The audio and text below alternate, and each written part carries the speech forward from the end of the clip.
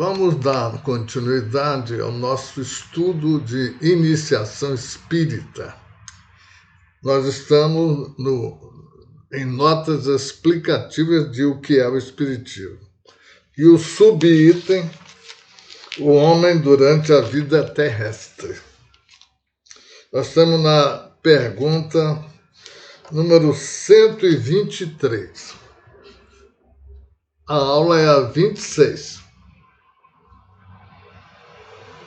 A pergunta é a seguinte: por que existem maus pais e maus filhos? Resposta: são espíritos que não se uniram a uma família por simpatia, mas para se servirem mutuamente de prova, e muitas vezes por punição do que foram em uma existência pregressa. A um é dado um mau filho porque ele mesmo pode ter sido um mau filho. A outro um mau pai, pois o terá sido, a fim de que sofra a pena de talião.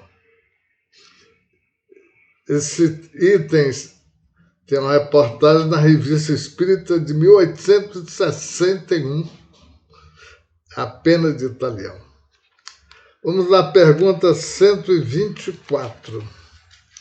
Por que se encontram em certas pessoas, nascidas em condição servil, instintos de dignidade e de grandeza, ao passo que em outras, nascidas nas classes superiores, têm instintos de baixeza?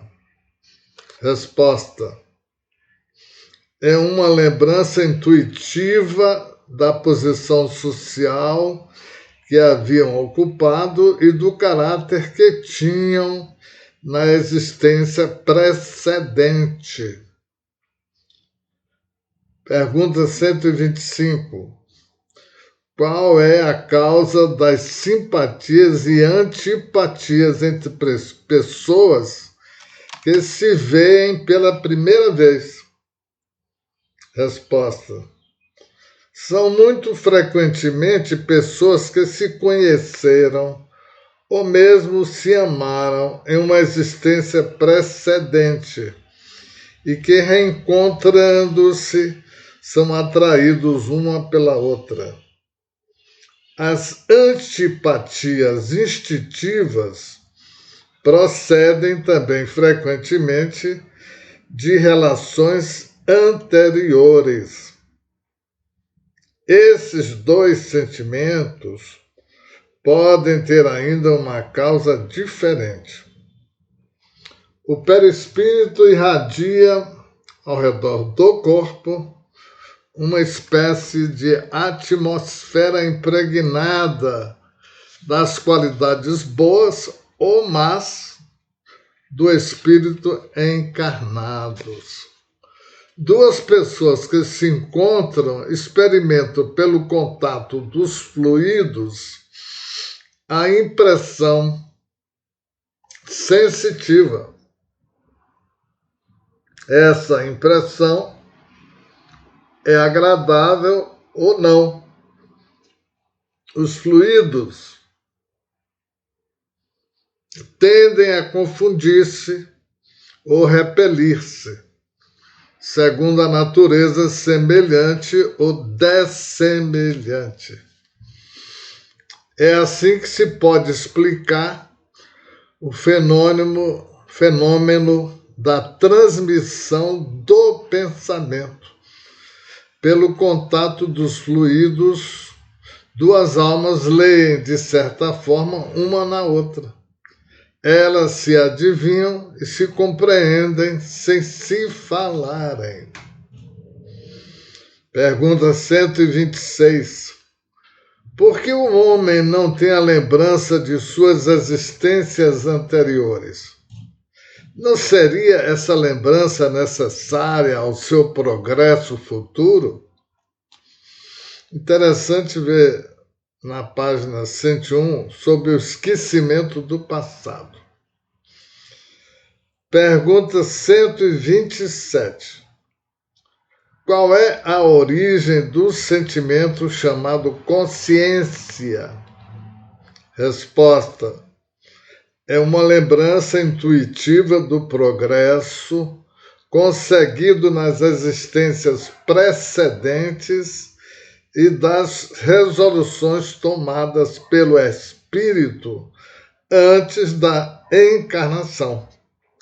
Resoluções estas que nem sempre ele tem a força de manter quando homem. Pergunta 128. O homem possui seu livre-arbítrio ou está submetido à fatalidade? Resposta: se a conduta do homem estivesse submetida à fatalidade, não haveria para ele nem responsabilidade do mal, nem o mérito do bem. Sendo assim, qualquer punição seria injusta e qualquer recompensa um contrassenso. O livre-arbítrio do homem é uma consequência da justiça de Deus. É o atributo que lhe dá sua dignidade e o eleva acima de todas as outras criaturas. Isso é de tal modo verdade que a estima dos homens, uns pelos outros, está em razão do livre-arbítrio. Aquele que o perde acidentalmente por doença, loucura, bebedeira ou idiotismo é lastimado e desprezado. O materialismo que faz dependerem do organismo todas as faculdades morais e intelectuais reduz o homem ao estado de máquina, sem livre-arbítrio e, consequentemente, sem responsabilidade pelo mal e sem o mérito pelo bem que faz. Na mesma Revista Espírita, de 1861, temos o título A Cabeça de Garibaldi, que fala sobre o assunto. Vamos à pergunta 129. Deus criou o mal? Resposta: Deus não criou o mal. Ele apenas estabeleceu leis e essas leis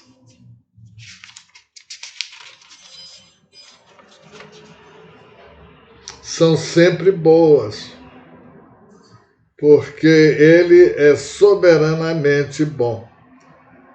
Aquele que as observasse fielmente seria perfeitamente feliz. Mas os espíritos, tendo seu livre-arbítrio, nem sempre as observaram, e o mal é o resultado para eles de sua infração a essas leis.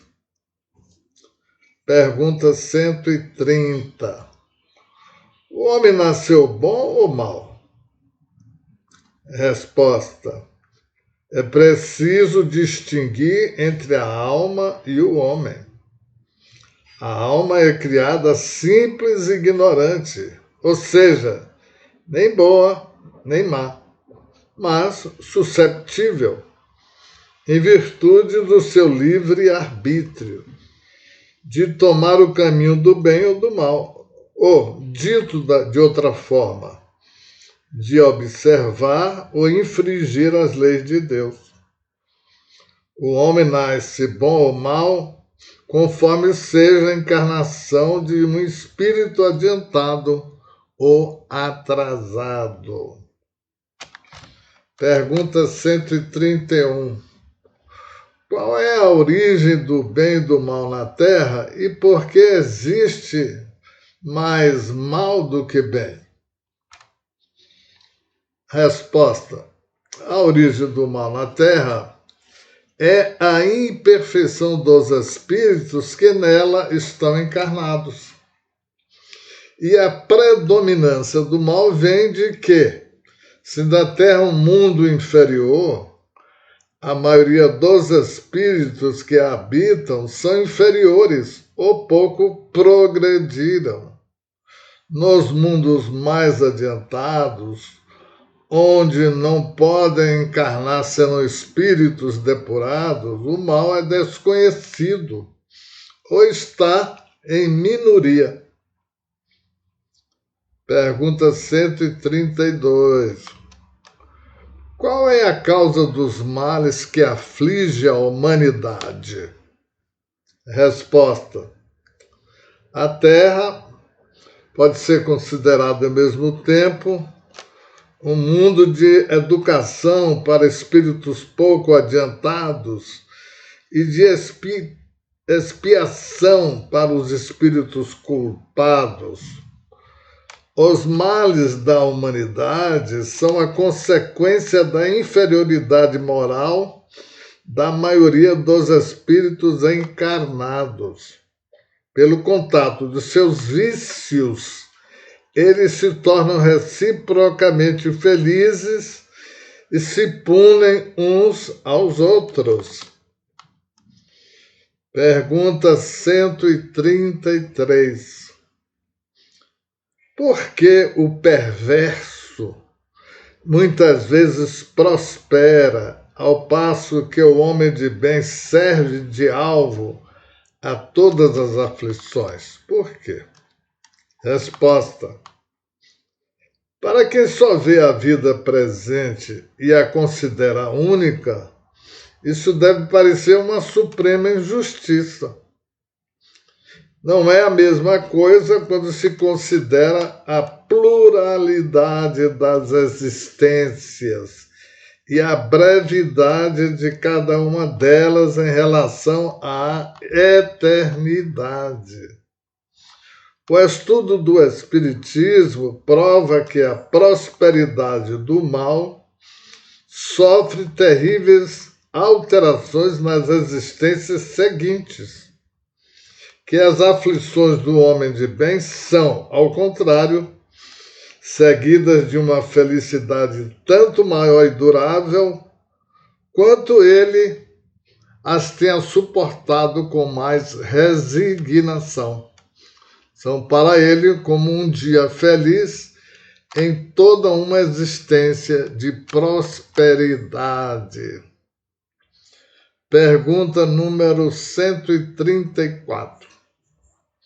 Por que uns nascem na indigência e outros na opulência?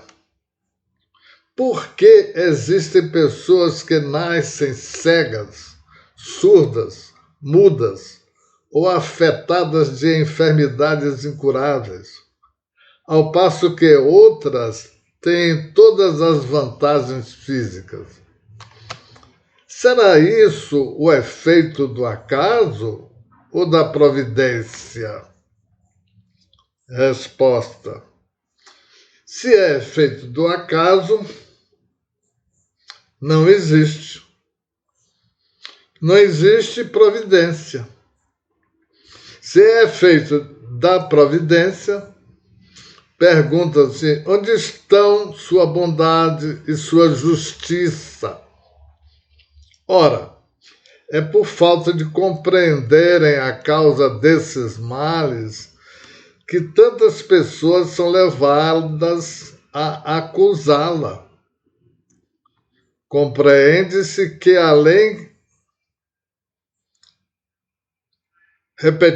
compreende-se que aquele que se torna miserável ou enfermo por suas imprudências ou seus excessos, seja punido por onde pecou. Mas, se a alma é criada ao mesmo tempo que o corpo, que fez ela para merecer semelhantes aflições desde o seu nascimento? Ou, para dela ser isento. Se admitimos a justiça de Deus, devemos também admitir que esse efeito tem uma causa. Se essa causa não está durante a vida, ela deve estar antes da vida, pois em todas as coisas a causa deve preceder o efeito. Por isso é necessário que a alma tenha vivido e que tenha merecido uma expiação. Os estudos espíritas nos mostram, com efeito, que um homem nascido na miséria foi rico e considerado em uma existência anterior, mas fez mau uso da fortuna que Deus lhe deu para gerir. Que um homem nascido na abjeção foi orgulhoso e poderoso. Ele nos é mostrado por vezes submetido às ordens daquele que domina com dureza, sofrendo agora os maus tratos e humilhação que fizera aos outros sofrerem. Uma vida penosa nem sempre é uma expiação. É muitas vezes uma prova escolhida pelo Espírito, que vê nela um meio de progredir mais rapidamente se a suportar com coragem. A riqueza é também uma prova, porém mais perigosa ainda do que a miséria, pelas tentações que oferece e os abusos que provoca. Também nesse caso, o exemplo daqueles que aqui viveram mostra que ela é uma das provas mais raramente vencidas. A diferença de posições sociais, quando não resulta da conduta atual, seria a maior das injustiças se não devesse ter uma compensação. É a convicção que se adquire dessa verdade pelo Espiritismo, que dá força para suportar as vicissitudes da vida e aceitar a própria sorte sem invejar a dos outros. Pergunta 135. Por que existem idiotas e cretinos? Resposta.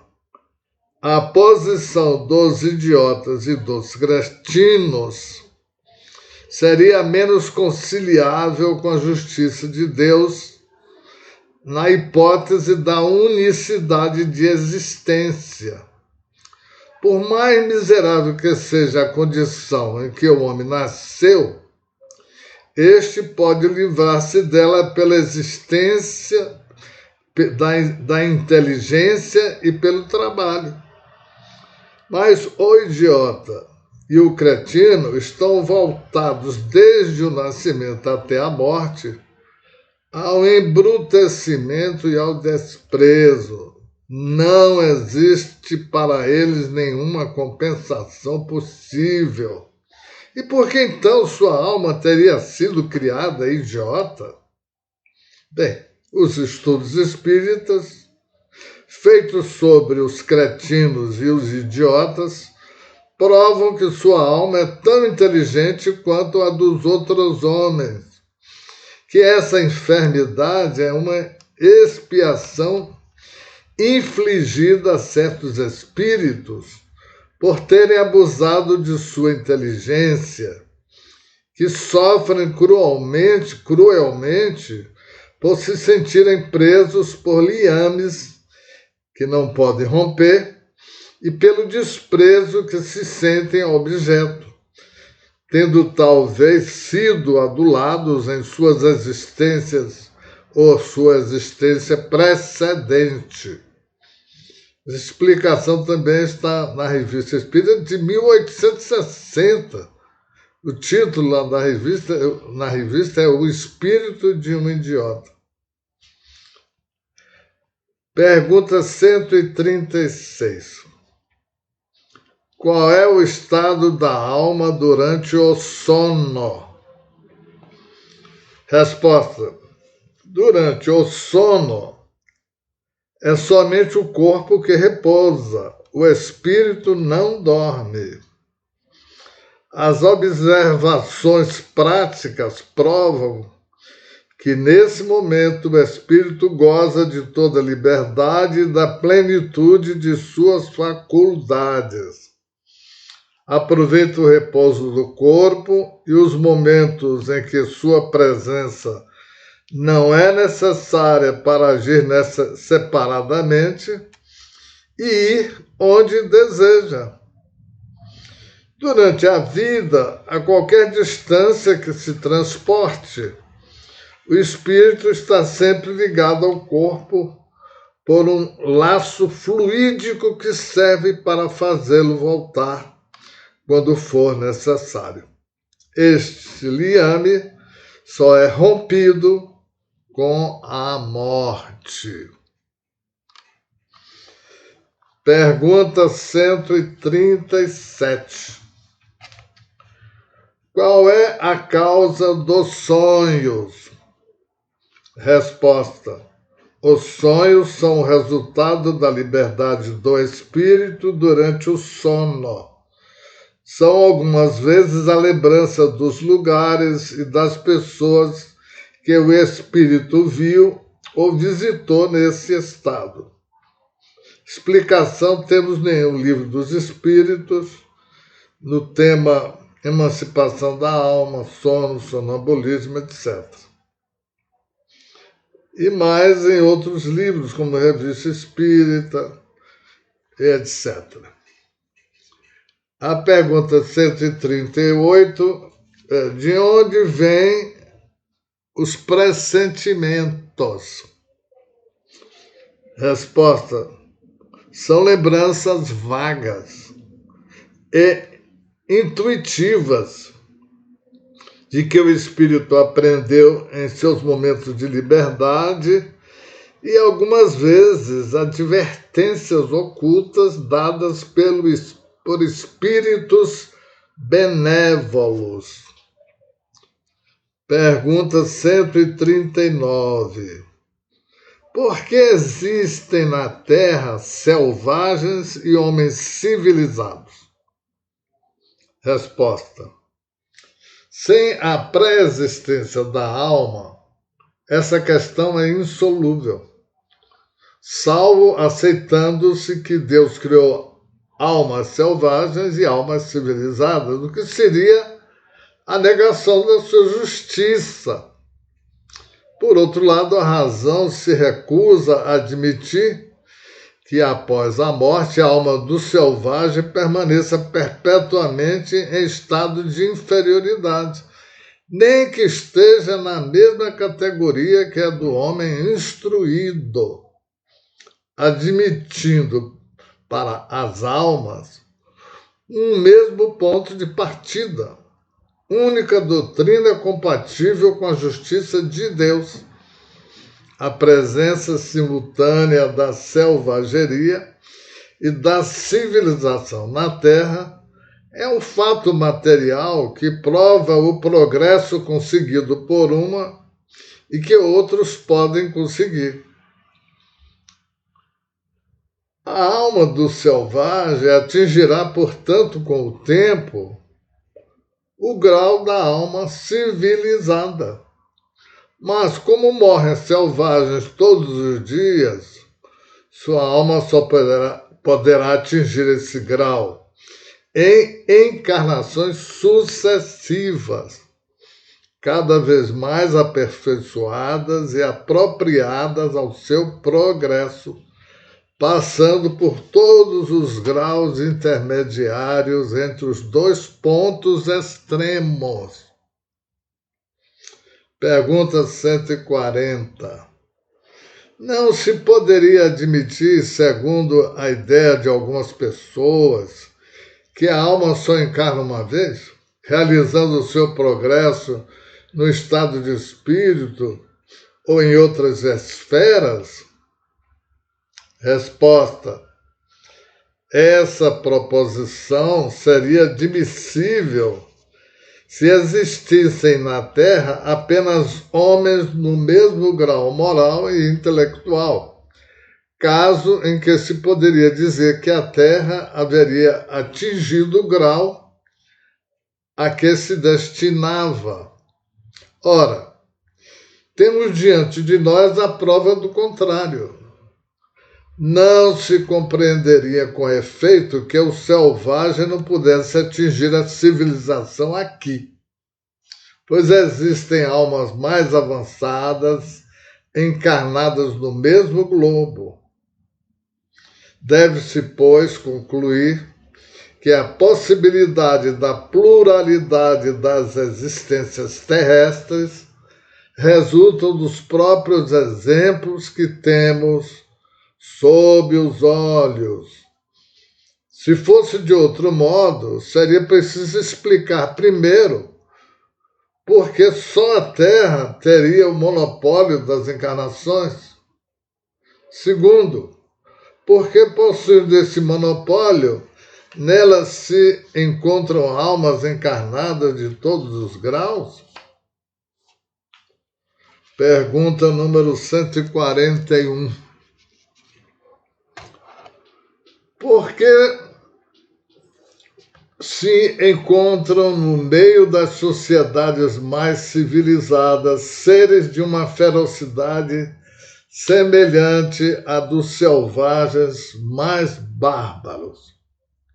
Resposta: são espíritos muito inferiores, saídos das raças bárbaras, que tentaram reencarnar em um meio que não o seu, e onde se encontram deslocados, como um rústico que se achasse repentinamente transportado para a alta sociedade.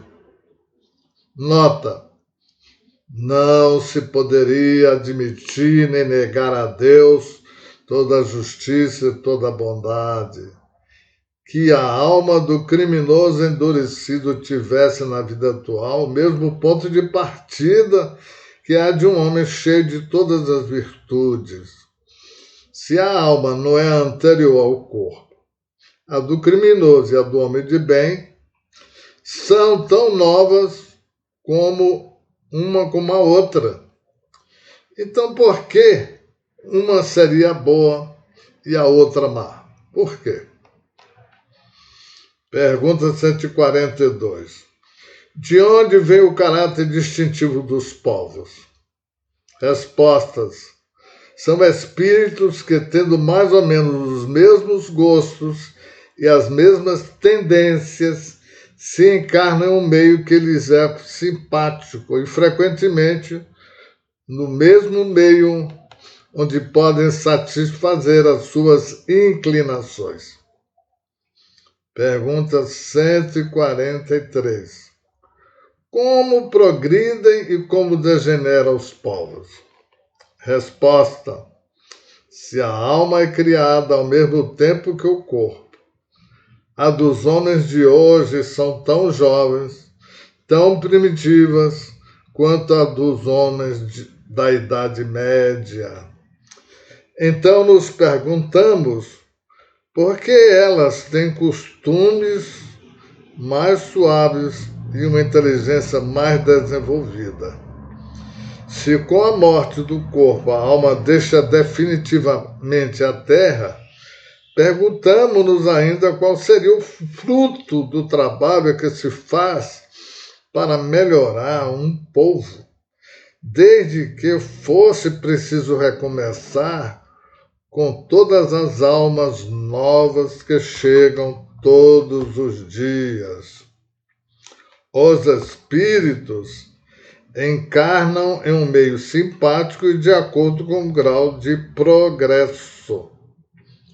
Um chinês, por exemplo, que tenha progredido suficientemente e não encontre mais em sua raça um meio correspondente ao grau que atingiu, encarnará em um povo mais adiantado. À medida que uma geração dá um passo à frente, atrai por simpatia elementos novos e não adiantados, que são talvez aqueles que outrora viveram no mesmo país, se progrediram. É assim que, pouco a pouco, uma nação avança. Se a maioria dos novos fosse de natureza inferior, morrendo os velhos cada dia e não voltando a um meio pior, o povo degeneraria e acabaria por extinguir-se. Nota final deste subitem. Essas questões levantam outras que encontram sua solução no mesmo princípio. Por exemplo, de onde vem a diversidade de raças na Terra? Existem raças rebeldes ao progresso? A raça negra é susceptível de atingir o nível das raças europeias? A escravidão é útil ao progresso das raças inferiores? Como pode se operar a transformação da humanidade? Você pode ver tudo isso no livro dos Espíritos, na Lei do Progresso, é o número 778, e na Revista Espírita de 1862, Doutrina dos Anjos Decaídos. Vamos dar continuidade na próxima aula, agradecendo e desejando muita paz.